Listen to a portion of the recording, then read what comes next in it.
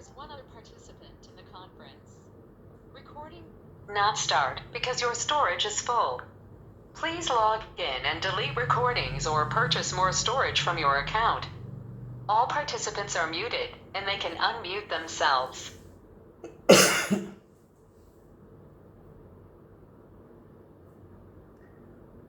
ओम नमोर्यंताणं नमो सिद्धाणं नमो ऐर्याणं नमो वज्रायाणं नमो लोहे सव्वसाहुणं मंगलं भगवान् वीरो मंगलं गौतमो गणी मंगलं कुन्दकुन्दार्यो जैन धर्मोस्तु मंगलम। ओंकार बिंदु संयुक्तम नित्यं जायन्ति योगिनः कामदं मोक्षदं चैव ओंकाराय नमो नमः। अहोपकार जिनवर्णो कुंदनो ध्वनि दिव्यनो जीना कुंद ध्वनि आप्या अहो आ गुरु काननो तुझ ज्ञान ध्यान नो रंग अमया दर्श रहो ओ शिव पद तक तुझ संग माता हाथ ग्रह।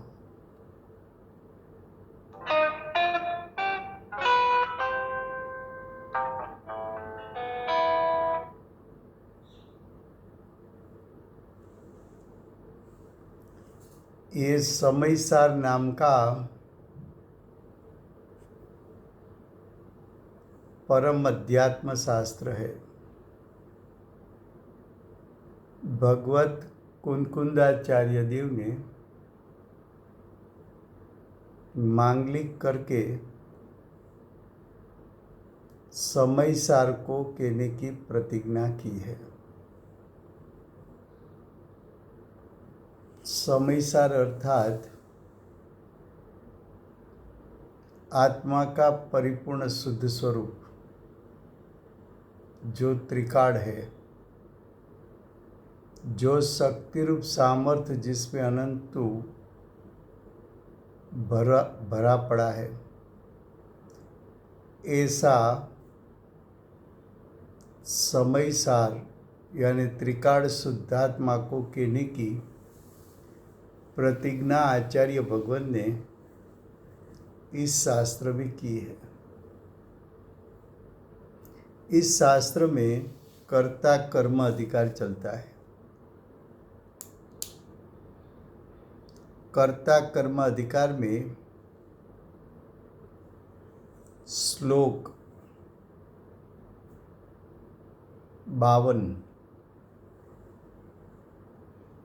52 श्लोक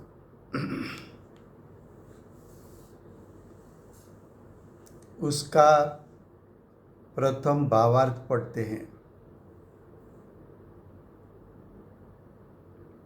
एक वस्तु का अर्थ है एक द्रव्य का, चाहे एक जीव द्रव्य लो, चाहे एक पुद्गल परमाणु लो, के चाहे धर्म अधर्म आकाश काल द्रव्य लो। एक वस्तु का एक द्रव्य का अनेक पर्याय होता है। एक द्रव्य में गुण अनंत है, एक द्रव्य में गुण अनंत है। तो अनंत गुणों की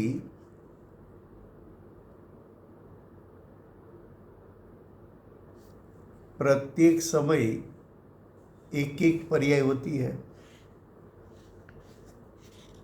तो अनंत गुण की पर्याय एक साथ एक एक करके अनंत हो गई। फिर से अनेकपणा दो प्रकार से, द्रव्य एक, उसमें रहने वाले गुण अनंत, गुण का भी परिणमन होता है, गुण की भी पर्याय होती है, गुण भी प्रति समय परिणमता है। द्रव्य एक, उसके गुण अनंत, अनंत गुण की अनंत पर्याय प्रत्येक समय प्रगटती है।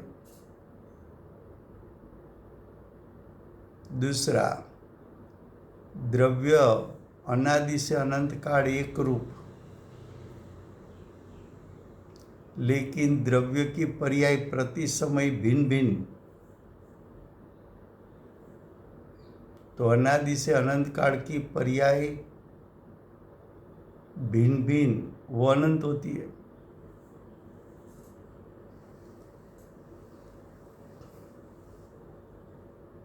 ऐसा स्वरूप किस द्रव्य का है? तो कि ऐसा स्वरूप क्षय द्रव्य का है। परमाणु कालाणु एक प्रदेशी द्रव्य, लेकिन उसमें गुण अनंत है। एक प्रदेश में रहने वाले गुण अनंत, और अनंत अनंत गुण प्रति समय परिणमन करेगा। तो द्रव्यों में से अनंत गुण की अनंत पर्याय प्रकट होती है। अनंत को यहाँ अनेक शब्द प्रयोग किया है। तो एक वस्तु की अनेक पर्याय होती है, उसको यानी पर्याय को परिणामपण कहने में आता है। जो पर्याय है उसका नाम शास्त्रों में अनेक प्रकार से दिया है। पर्याय को पर्याय कह सकते हो,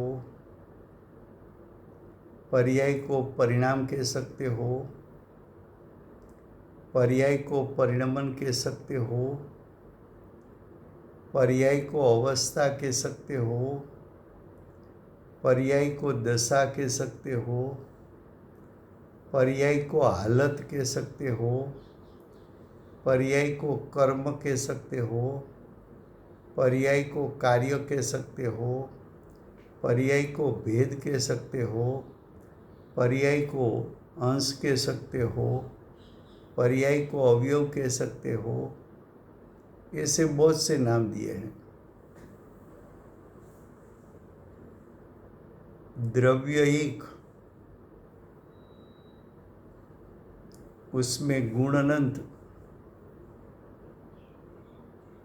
अनंत गुण की वर्तमान एक एक पर्याय, ऐसी अनेक पर्याय एक समय में।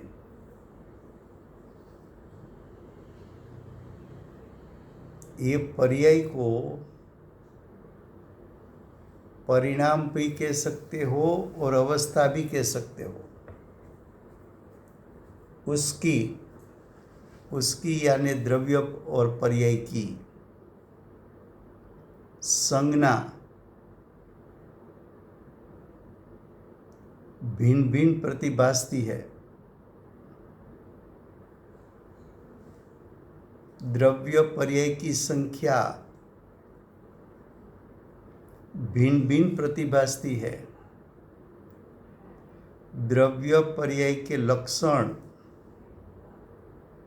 भिन्न भिन्न प्रतिभासते हैं। द्रव्य पर्याय का प्रयोजन भिन्न भिन्न प्रतिभासते हैं। क्या कहा? संज्ञा का अर्थ है नाम। तो द्रव्य और पर्याय दोनों का नाम भिन्न भिन्न है।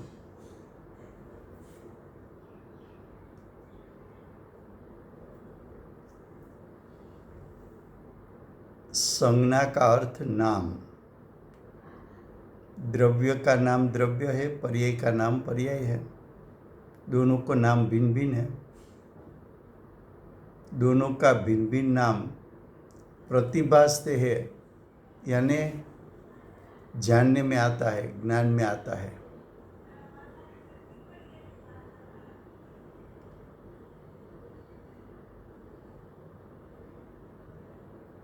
अब संख्या,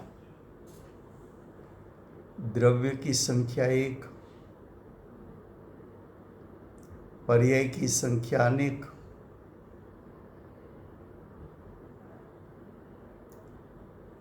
द्रव्य की संख्या एक, पर्याय की संख्या अनेक, तो दोनों की संख्या भिन्न भिन्न है, ऐसा जानने में आता है। लक्षण, द्रव्य का लक्षण त्रिकाल, पर्याय का लक्षण क्षणिक।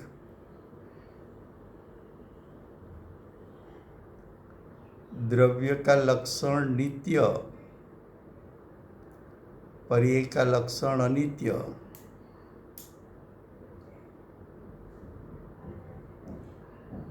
पर्याय व्यतिरेकी, यानी उसमें विविधता देखने में आती है। द्रव्य एक रूप, पर्याय उत्पाद व्यय वाली। द्रव्य ध्रुव, तो द्रव्य पर्याय का लक्षण भिन्न भिन्न है। प्रयोजन, जीव लो, तो जीव का त्रिकाल शुद्ध स्वभाव, परिपूर्ण शक्ति रूप सामर्थ्य वाला।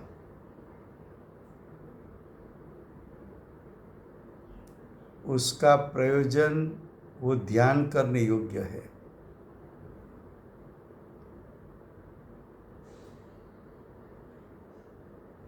एक समय की पर्याय कि जहाँ द्रव्य का शक्ति रूप सामर्थ्य प्रकट होता है और प्रकट हुआ शक्ति रूप सामर्थ्य वर्तमान पर्याय में प्रकट हुआ शक्ति रूप सामर्थ्य उसका वेदन है। अतीन्द्रिय ज्ञान, अतीन्द्रिय सुख, वो पर्याय का वेदन है।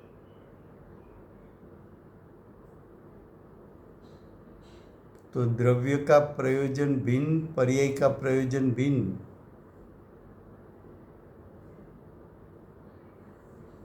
तो द्रव्य पर्याय में संज्ञा का भेद है, नाम का भेद है, संख्या का भेद है, लक्षण का भेद है, प्रयोजन का भेद है।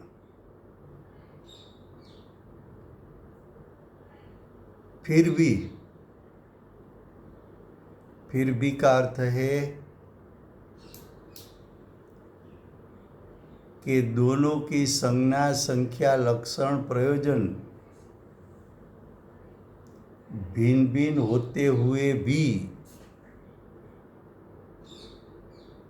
एक वस्तु ही है। द्रव्य का सत, पर्याय का सत भिन्न भिन्न नहीं है। द्रव्य का क्षेत्र, पर्याय का क्षेत्र भिन्न भिन्न नहीं है। द्रव्य से भिन्न पर्याय नहीं होती, पर्याय से भिन्न द्रव्य नहीं होता। द्रव्य पर्याय एक अखंड वस्तु है, अखंड सत है। एक सत को दो दृष्टि से देख सकते हो। जो सत त्रिकाल है, परिपूर्ण है, अनंत शक्ति रूप सामर्थ्य वाला है, अनंत गुणात्मक है, वही सत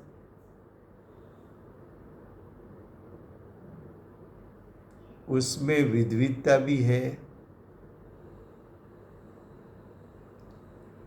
उसकी एक एक समय की अवस्था भी है,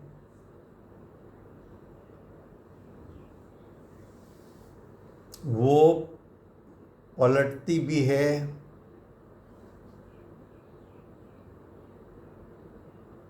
उसका उत्पाद भी यही दिखने में आता है। जो नित्य सत है वही सत अनित्य भी है। जो सत त्रिकाल है उसकी अवस्था एक समय की भी है।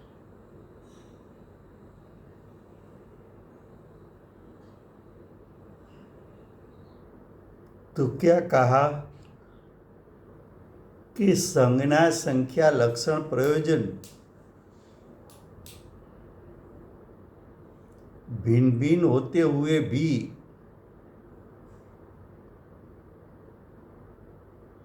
वस्तु यानी द्रव्य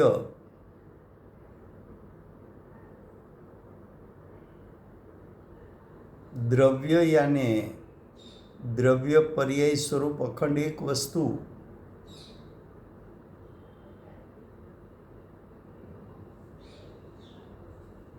वहां दो टुकड़ा नहीं है।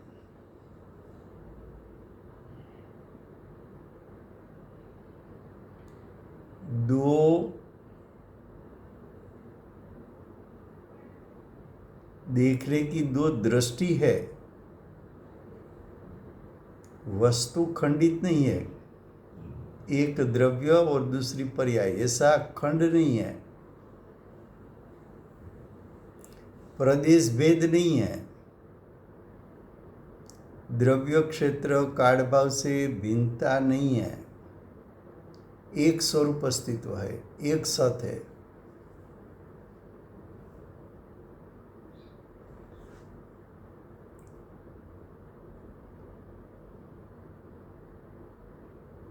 जो अज्ञानी मानता है कि एक द्रव्य दूसरे द्रव्य का कार्य कर सकता है, एक द्रव्य दूसरे द्रव्य की पर्याय का भोक्ता हो सकता है, ऐसा मानता है। मैं मेरे अज्ञान मिश्रित राग को उसका भी भोगटा करूं और आइसक्रीम का भी भोगटा करूं।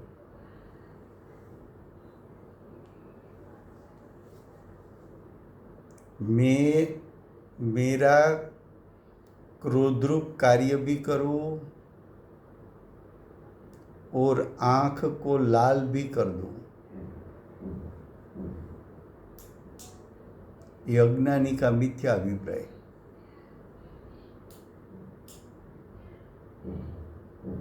एक द्रव्य की एक पर्याय होती है, उसका अर्थ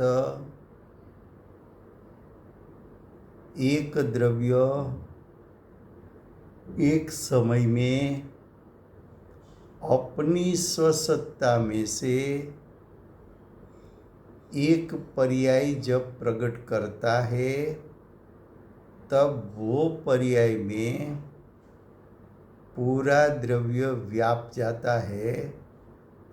इसलिए वो द्रव्य एक समय में दो पर्याय कर नहीं सकता।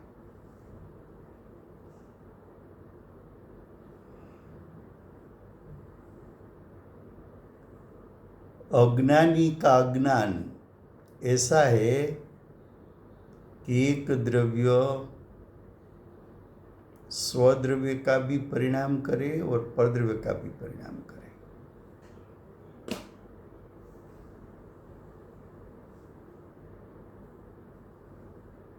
ये विपरीत मान्यता वो मिथ्यात्व है। एक द्रव्य दो पर्याय स्वद्रव्य और परद्रव्य दोनों की पर्याय कर सके, वो तो अज्ञानी का अज्ञान है। ये छुड़वाना है।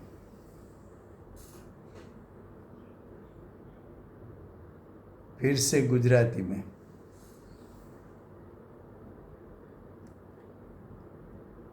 श्लोक 52। भावार्थ। एक वस्तु, वस्तु यानी द्रव्य, वस्तु यानी जिसमें गुण बसे हुए हैं।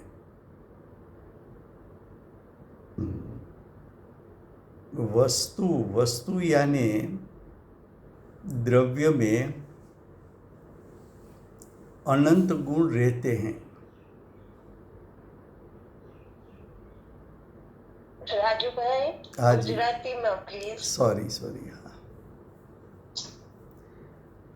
एक वस्तु, वस्तु એટલે એક દ્રવ્યમાં અનંત ગુણો રહે છે। એક દ્રવ્યમાં અનંત ગુણ વસેલા છે। એ અનંત ગુણાત્મક એક વસ્તુ, અનંત ગુણાત્મક એક દ્રવ્ય, દ્રવ્ય પણ પરિણમે છે, ગુણ પણ પરિણમે છે। 93 ગાથા પ્રવચન સાર।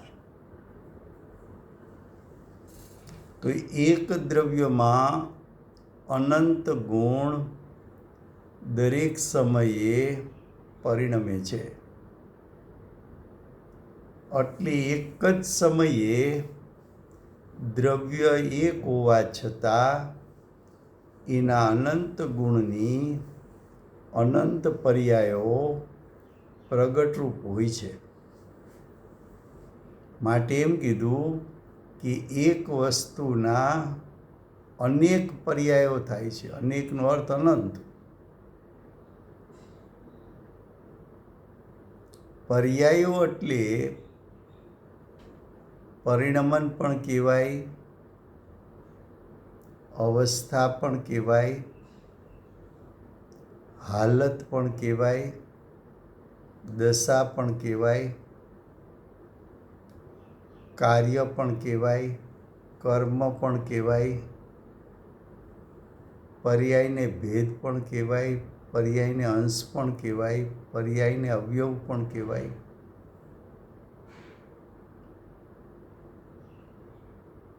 પર્યાયને ભાવ પણ કહેવાય। તો પર્યાયના નામ ઘણા છે।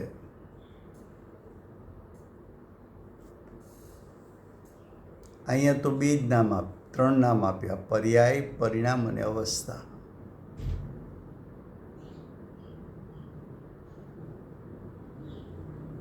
એક દ્રવ્યની અનેક પર્યાય, એના અર્થ બે રીતે થાય। દ્રવ્યમાં ગુણ અનંત છે, પ્રત્યેક ગુણને પોતાના સ્વભાવને અનુરૂપ પર્યાય છે। દરેક ગુણ પોતાના સ્વભાવને અનુસરીને પોતાના સ્વભાવ જેવું કાર્ય કરે છે। તો ગુણ અનંત, તો પર્યાય અનંત। એ અનંત ગુણ દ્રવ્યની સત્તામાં એક સાથે વ્યાપેલા છે। માટે દ્રવ્યની સત્તામાં અનંત ગુણ એક સાથે એક જ સમયે પરિણમતા હોવાથી અનેક પર્યાય એટલે અનંત પર્યાય પ્રગટ થાય છે।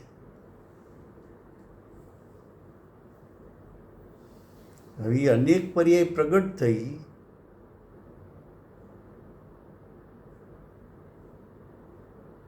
તેમને પરિણામ પણ કહેવાય છે। પર્યાય એટલે દ્રવ્ય સ્વભાવમાં રહેલું શક્તિરૂપ સામર્થ વર્તમાન પર્યાયમાં પ્રગટ થવું। તો એને પરિણામ કહેવાય। એને અવસ્થા પણ કહેવાય છે। તેવો તેવો એટલે દ્રવ્ય અને પર્યાયો.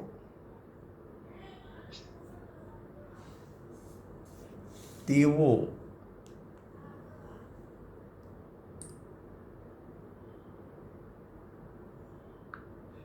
All participants are muted and they can unmute themselves.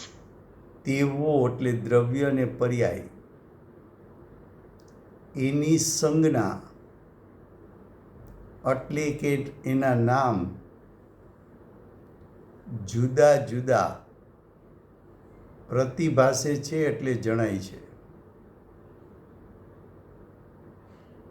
એક સંજ્ઞાથી વાત કરી.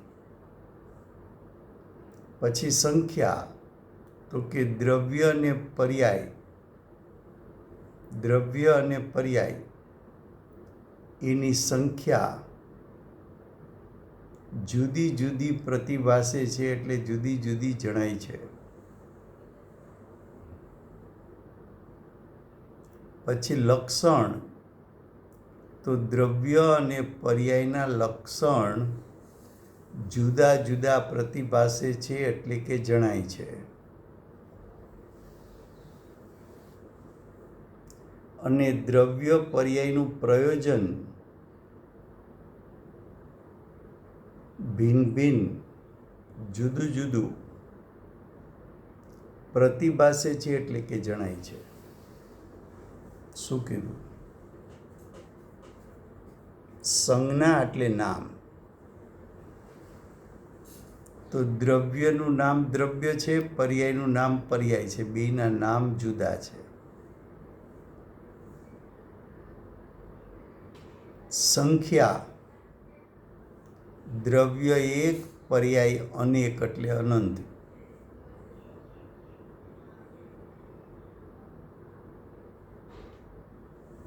લક્ષણ, દ્રવ્યનું લક્ષણ નિત્ય, પર્યાયનું લક્ષણ અનિત્ય.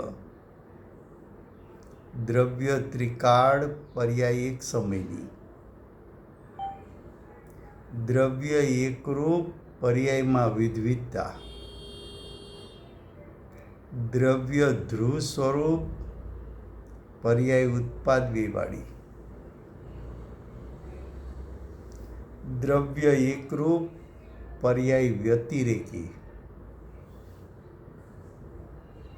તો બંનેના લક્ષણ જુદા જુદા છે.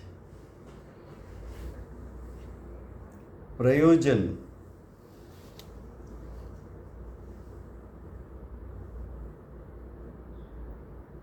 દ્રવ્ય પરિપૂર્ણ ત્રિકાળ શક્તિરૂપ સામર્થ્ય વાળું છે. પર્યાયમાં એક સમય પૂરતું શક્તિરૂપ સામર્થ્યની વ્યક્તતા છે. જીવના પ્રયોજનની વાત કરીએ તો જીવ દ્રવ્ય એ પરિપૂર્ણ શક્તિરૂપ સામર્થ્ય ભરેલો, જેનું લક્ષ કરવાથી સમ્યક દર્શન જ્ઞાન ચારિત્ર પ્રગટે. પણ જીવની વર્તમાન વર્તી એક સમયની પર્યાય એનું લક્ષ કરવાથી વિકલ્પની ઉત્પત્તિ થાય, રાગની ઉત્પત્તિ થાય.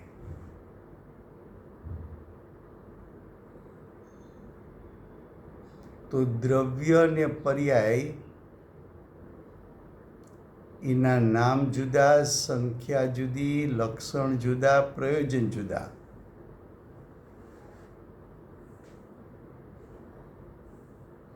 હવે આગળ કહે છે, તો પણ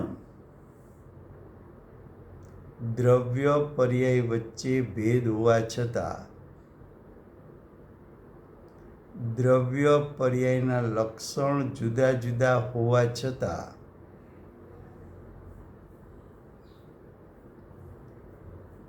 દ્રવ્ય પર્યાય ભિન્ન ભિન્ન સત નથી. એક વસ્તુ છે, બે ટુકડા નથી. બે ટુકડા થઈ શકતા નથી.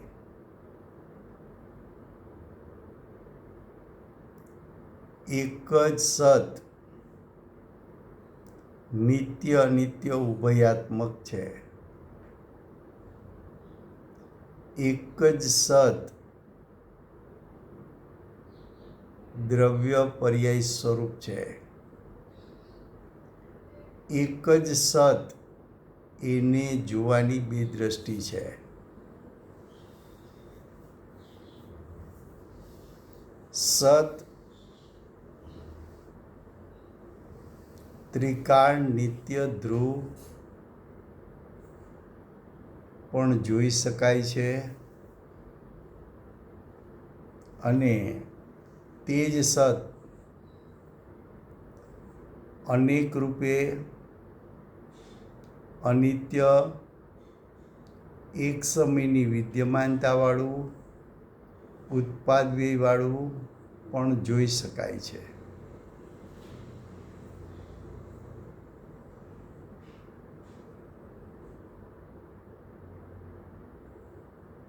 એવો જ ભેદાભેદ સ્વરૂપ વસ્તુનો સ્વભાવ છે. વસ્તુ સ્વસ્વભાવથી કેવી છે? સ્વસ્વભાવથી અનંત ગુણાત્મક પણ છે, અનંત ધર્માત્મક પણ છે, અનંત શક્તિનો પિંડ પણ છે, અનંત પર્યાયનો પિંડ પણ છે. એનું અભેદ સ્વરૂપ. ભેદથી જોવા જા તો એનામાં અનંત ગુણભેદ છે, અનંત પર્યાય ભેદ છે અને એના ક્ષેત્રની પણ ભેદ કલ્પના થઈ શકે છે.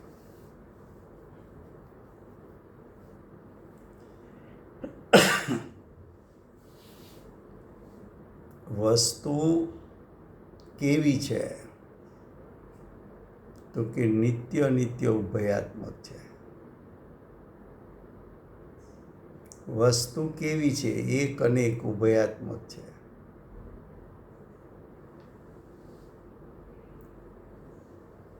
વસ્તુ કેવી છે? સત અસત ઉભયાત્મક છે. વસ્તુ કેવી છે? તત અતત સ્વરૂપ છે.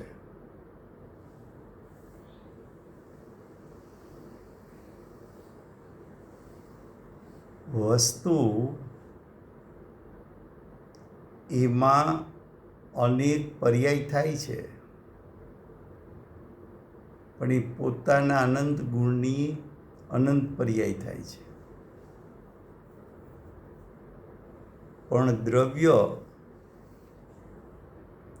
પોતાની પણ પર્યાયને કરે અને પરદ્રવ્યની પર્યાયને પણ કરે એવું અનેકપણું નથી.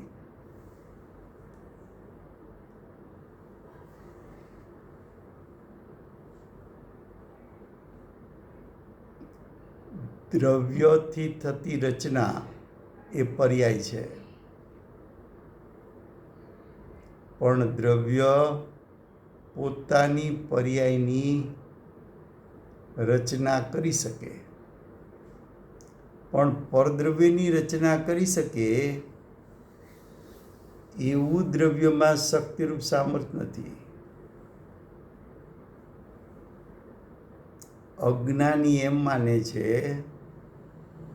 કે હું ક્રોધ પણ કરી શકું અને આંખને લાલ પણ કરી શકું. એ તો એને જરા લાલ આંખ બતાવવી પડે.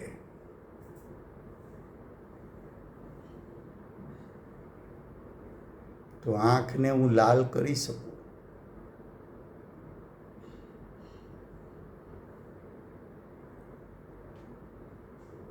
હું જીવના કાર્ય પણ કરું અને હું શરીરના કાર્ય પણ કરું.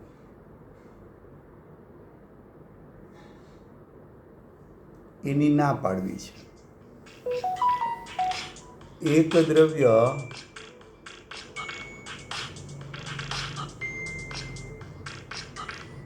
એક જ સમયે બે પર્યાયને કરી શકતો નથી.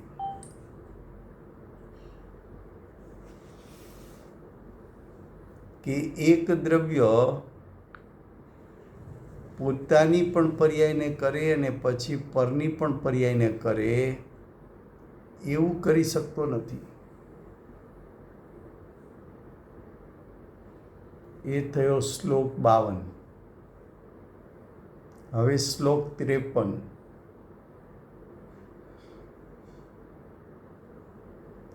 એનો શ્લોકાર્થ.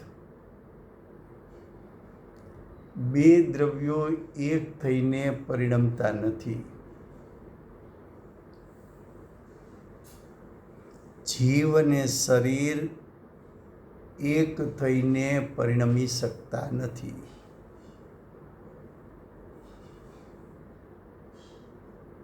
જીવ અને શરીર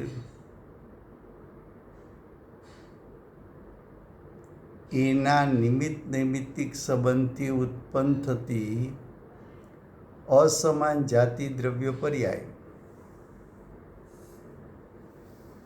એટલે કે મનુષ્યપણું, એટલે કે તિર્યંચપણું, નરકપણું, મનુષ્યપણું કે દેવપણું, એને અનેક દ્રવ્ય પર્યાય કીધી છે. એક દ્રવ્ય પર્યાય નથી કીધી. અનેક દ્રવ્ય પર્યાય એટલે જીવ અને શરીર બે થયા એટલે અનેક. બંનેના પરિણામ વચ્ચે નિમિત્ત નૈમિત્તિક સંબંધ થવાથી બંને પરસ્પર બંધાયેલા છે. એવો નિમિત્ત નૈમિત્તિક સંબંધ એને અનેક દ્રવ્ય પર્યાય કીધી. પણ એ અનેક દ્રવ્ય પર્યાયના કાળે જીવનું પરિણમન કરે, શરીરનું સ્વતંત્ર પરિણમન કરે છે. તો બે દ્રવ્યો જીવ અને શરીર, જીવ અને પૂતગલ એક થઈને પરિણમતા નથી.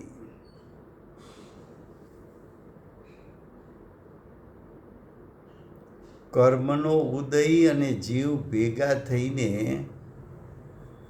મોહ રાગ દ્વેષને ઉત્પન્ન કરતા નથી.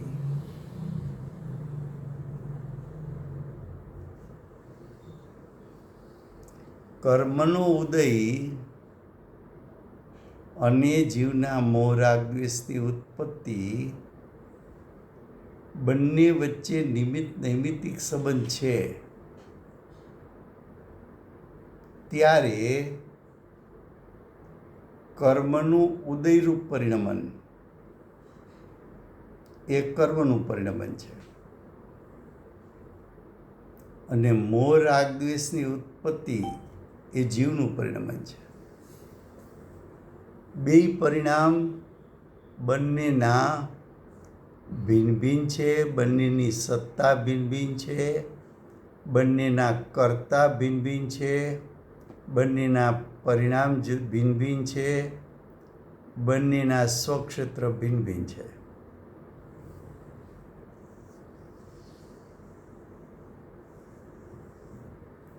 અજ્ઞાની એમ માને છે કે કર્મના ઉદયે મને વિભાવ કરાવ્યો. તો કર્મનો ઉદય આવવો અને જીવનું સ્વભાવથી ચ્યુત થવું એવો નિમિત્ત નૈમિત્તિક સંબંધ છે. પણ મોહ રાગ દ્વેષની ઉત્પત્તિ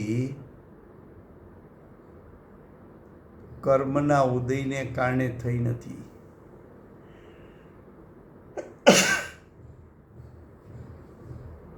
મોહ રાગ દ્વેષ રૂપના પરિણામ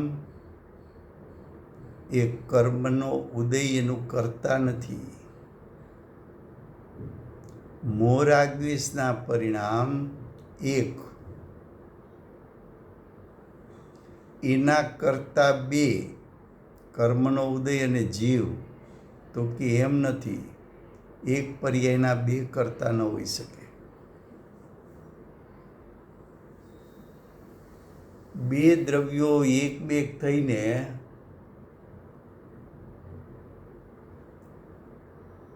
પરિણામ કરી ન શકે.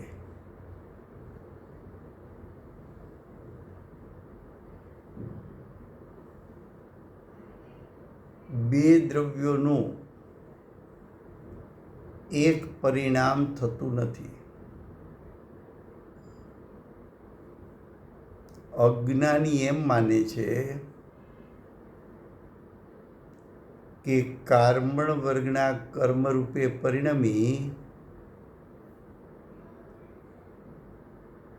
તો કાર્મણ વર્ગનાનું કર્મરૂપે થવું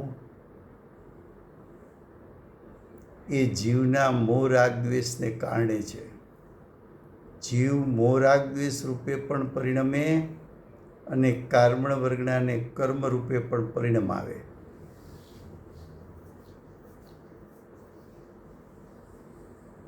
તો કે એમ નથી.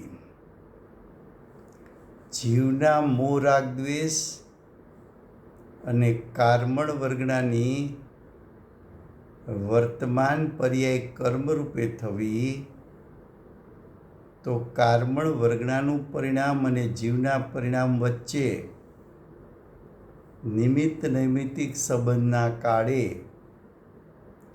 જીવ પોતાની સ્વસત્તામાં રહીને મોહ રાગ દ્વેષ રૂપે થયો છે અને કાર્મણ વર્ગના પોતાની સ્વસત્તામાં રહીને કર્મ રૂપે પરિણમે છે. જીવ પોતાની પરિણમન શક્તિથી મોહ રાગ દ્વેષ રૂપે પરિણમ્યો અને કાર્મણ વર્ગના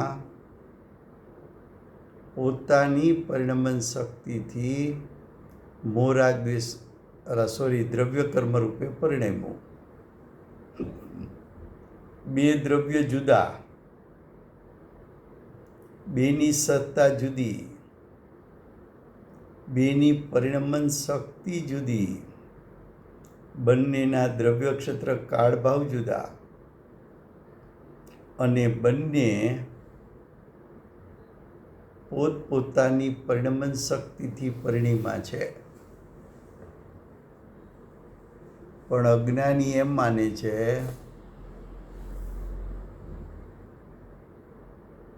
કે બે દ્રવ્યો ભેગા થઈને એક પરિણામને કરે છે.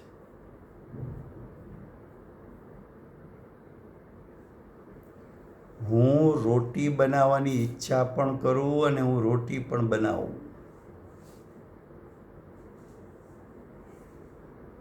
એવી બે ક્રિયા ના પાડે છે. એક દ્રવ્ય પોતાની પરિણમન શક્તિથી પોતાના પરિણામને ઉત્પન્ન કરી શકે.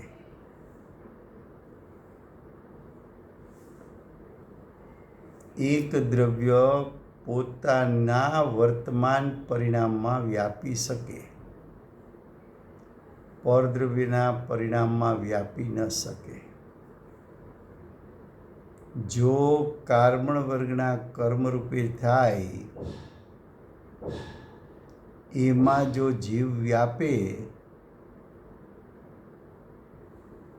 તો કાર્મણ વર્ગનામાંથી કર્મરૂપે થવું એ પરિણામ ચેતન બનતા થઈ જાય. એવું તો થતું જોવા મળતું નથી. કર્મનો ઉદય જો જીવને પરિણમાવે તો કર્મનો ઉદય તો પૂતગલ છે, અચેતન છે, જડ છે, સ્પર્શ રસગંધ વર્ણવાળું છે. તો જીવના પરિણામ અચેતન જડ થઈ જાય. મોહ રાગ દ્વેષ તો ચેતન બનતા પરિણામ છે. શું કહ્યું? બે દ્રવ્યો એક થઈને પરિણમતા નથી.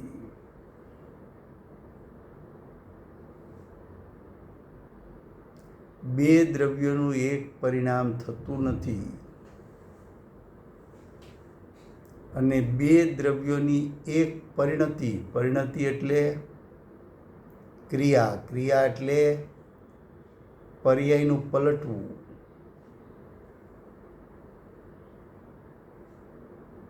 બે દ્રવ્યોની એક પર્યાય અને એક પર્યાય પલટે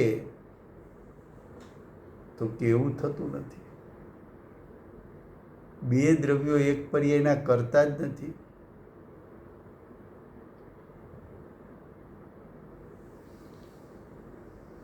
કારણ કે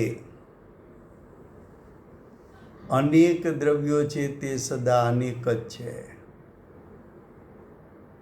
જાતિ અપેક્ષાના 6 દ્રવ્ય જ છે. સંખ્યા અપેક્ષાના અનંત દ્રવ્ય તો એ અનંત દ્રવ્ય જ છે.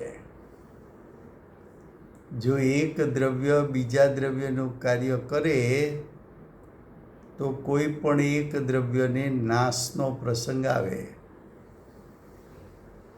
તો દ્રવ્યનું અનેકપણું રહે જ નહીં.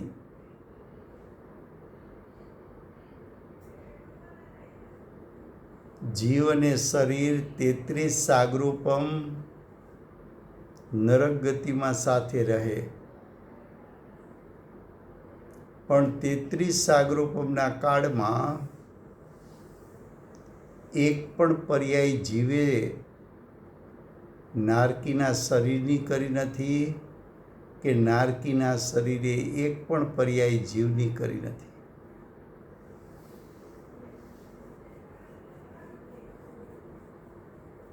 જીવ શરીરનું કાર્ય કરે તો જીવ અચેતન થઈ ગયો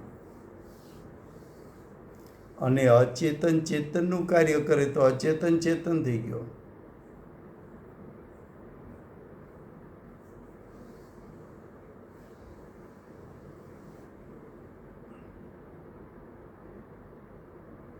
અનેક દ્રવ્યો છે તે સદા અનેક જ છે, પલટીને એક થઈ જતા નથી. બે દ્રવ્યો વચ્ચે પ્રદેશ ભેદતા છે એ તો છે, એ તો ત્રણેય કાળ છે.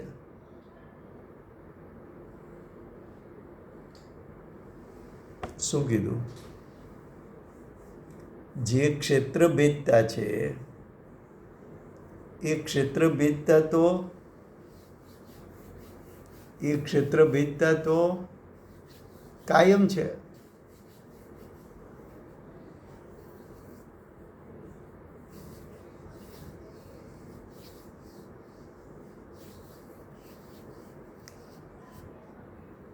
फिर से हिंदी में श्लोकार्थ.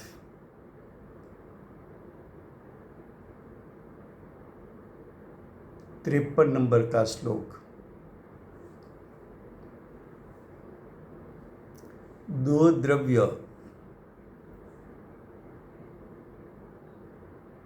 दृष्टांत के लिए एक जीव और दूसरा शरीर, दो द्रव्य एक होकर जीव और शरीर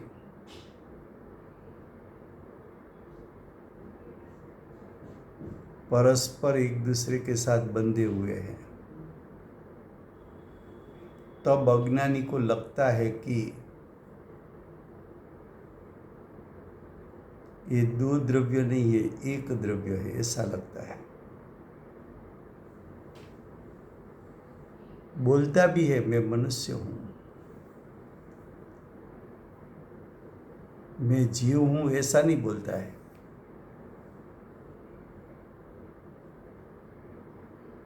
मनुष्यपना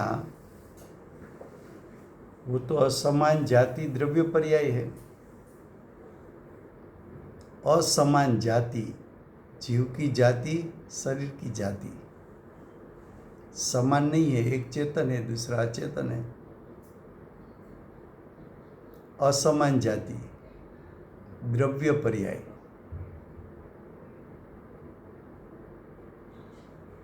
जीव भी द्रव्य, शरीर भी द्रव्य। ऐसे दो द्रव्य, जीव और शरीर, दोनों के बीच में निमित्त नैमित्तिक संबंध होने से दोनों परस्पर बंध को प्राप्त हुए। तो ऐसी पर्याय को असमान जाति अनेक द्रव्य पर्याय कहने में आता है। अनेक क्यों कहा? कि उसमें दो द्रव्य है, इसलिए अनेक कहा। असमान जाति क्यों कहा? दोनों का स्वभाव भिन्न भिन्न है, एक चेतन दूसरा अचेतन। असमान जाति द्रव्य पर्याय, दोनों द्रव्य है, उसकी वर्तमान पर्याय है, दोनों के बीच में निमित्त नैमित्तिक संबंध है। संबंध के कारण परस्पर बंध को प्राप्त हो गए।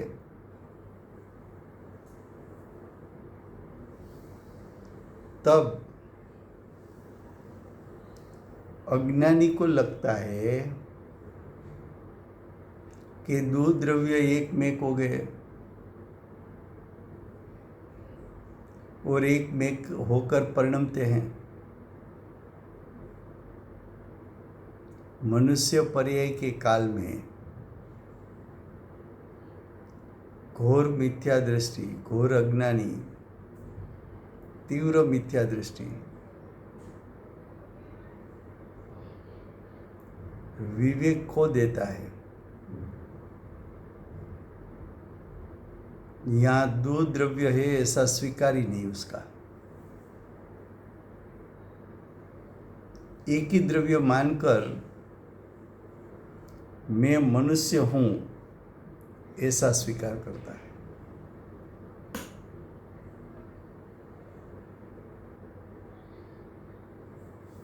तू मनुष्य है,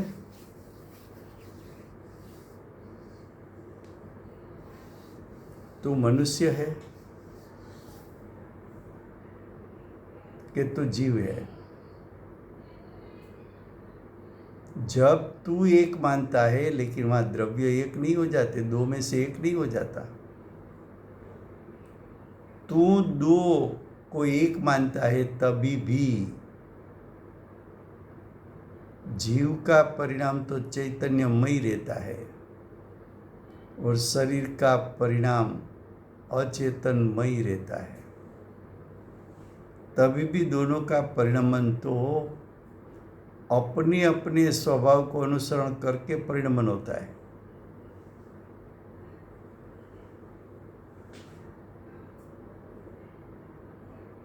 क्या कहा? दो द्रव्य एक होकर परिणमता नहीं है।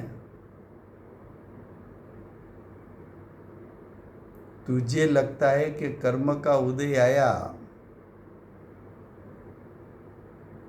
उसने जीव को मोह राग द्वेष रूप परिणमित किया, तो कर्म का उदय आना वो तो पुद्गल की पर्याय है।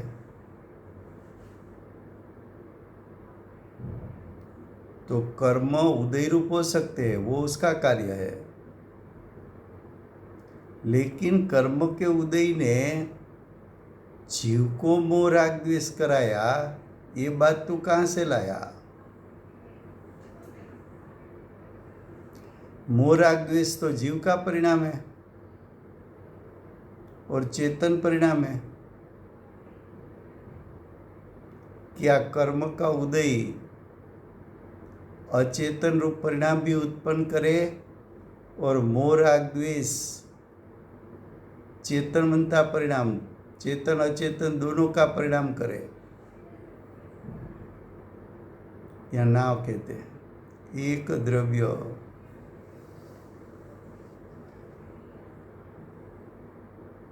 दो द्रव्य मिलके भी एक परिणाम नहीं होता। दो द्रव्य का परिणाम तो भिन्न भिन्न रहता है।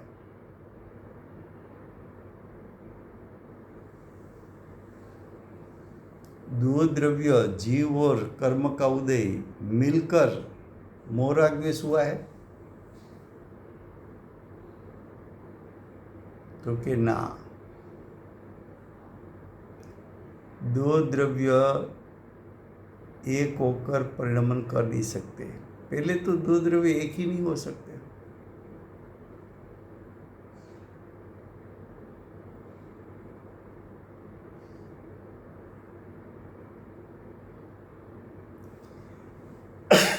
कर्मण वर्गना कर्म रूप हुआ, वो कार्य जीव ने भी किया और वो कार्य कर्मण वर्गना ने भी किया। ऐसा है कि जीव के मोह राग द्वेष तो सिर्फ निमित्त थे और कर्मण वर्गना का कर्म रूप होना, वो कार्य तो उसका कर्ता तो कर्मण वर्गना है, पुद्गल है, जीव उसका कर्ता नहीं है। निमित्त नैमित्तिक संबंध देखकर अज्ञानी ऐसा मान लेता है कि दो द्रव्य एक होकर एक परिणाम का कर्ता बनते हैं। आगे, दो द्रव्य एक होकर परिणमता नहीं। आगे क्या कहा? दो द्रव्य का एक परिणाम होता नहीं और दो द्रव्य की एक परिणति, एक क्रिया भी होती नहीं। पर्याय पलटी, वो पलटन हुआ पर्याय का, पूर्व पर्याय बिखर गई, उत्तर पर्याय प्रकट हुई, पलटन हुआ। वो पलटन, एक पलटन दो द्रव्य से नहीं होता। दरेक द्रव्य अपनी अपनी पर्याय का पलटन स्वतंत्रपणे करता है, क्योंकि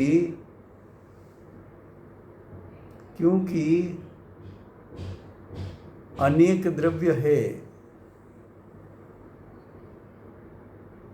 वो सदा अनेक ही है। अगर एक द्रव्य दूसरा द्रव्य का कार्य करेगा तो एक द्रव्य के नाश को प्रसंग आएगा। चेतन अचेतन का कार्य करे और अचेतन चेतन का कार्य करने लगे तो या चेतन या अचेतन दो में से एक का नाश हो जाएगा। तो कि ऐसा तो होता नहीं, अनादिकाल से अनेक द्रव्य ही है। एक द्रव्य पलटकर दूसरे द्रव्य रूप हो नहीं सकता। तो ये हुआ श्लोक 53। अब कल से मैं शिवपुरी जाने वाला हूँ, तो हमारा स्वाध्याय 14 तारीख को शुरू होगा। दशहरा के दिन जो 4 वेदी प्रतिष्ठा में से प्रथम वेदी प्रतिष्ठा शिवपुरी में होने वाली है, वो प्रतिष्ठा की लेखन विधि दशहरा के दिन शिवपुरी में होगी।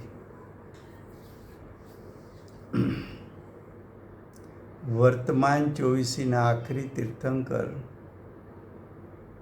बाल ब्रह्मचारी महावीर भगवान नो जय हो। महाविद्य क्षेत्रे बिराजता વિશ્વરમાન તીર્થંકરમાં પ્રથમ તીર્થંકર ધર્મ ધુરંધર અનંત ચતુષ્ટયના ધારક દિવ્યધ્વનિના દાતાર આપણા શાસન ઉપકારી શ્રી સિમંદર ભગવાનનો જય હો। કડીકાળ સર્વજ્ઞ કેવળ જ્ઞાનની તળેટીમાં બેઠેલા મહાસમર્થાચાર્ય ભગવત શ્રી કુંકુંદાચાર્ય દેવનો જય હો. વર્તમાન કાળે કર્તા કર્મનું સ્વરૂપ સમજાવનાર, તીર્થના નાયક, તીર્થના સ્થાપક, તીર્થના પ્રવર્તક, પરમ કૃપાળુ શ્રી સદગુરુદેવનો જય હો. પૂજ્ય ગુરુદેવનો તીર્થંકર તરીકે મહિમા બતાવનાર, સ્વાનુભવયુક્ત, જાતિસ્પણ જ્ઞાનયુક્ત પ્રસમ મૂર્તિ ભગવતી માતનો જય હો. સમ્યક દર્શનની પ્રાપ્તિમાં નિમિત્તરૂપ સર્વ જીનવાણી માતનો જય હો. પૂજ્ય ગુરુદેવ અને માતાજીની સાધના ભૂમિ સુવર્ણપુરી ધામનો જય હો. સુવર્ણપુરી ધામમાં બિરાજતા સર્વે દેવશાસ્ત્ર ગુરુ ભગવંતનો જય હો.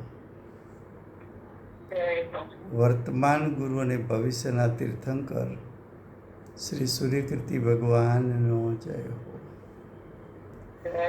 સૂર્યકીર્તિ ભગવાનના સમોસરના મુખ્ય ગણધર દેવેન્દ્ર કીર્તિનાથ ભગવાનનો જય હો. પરમ દિગંબર જૈન ધર્મનો જય હો.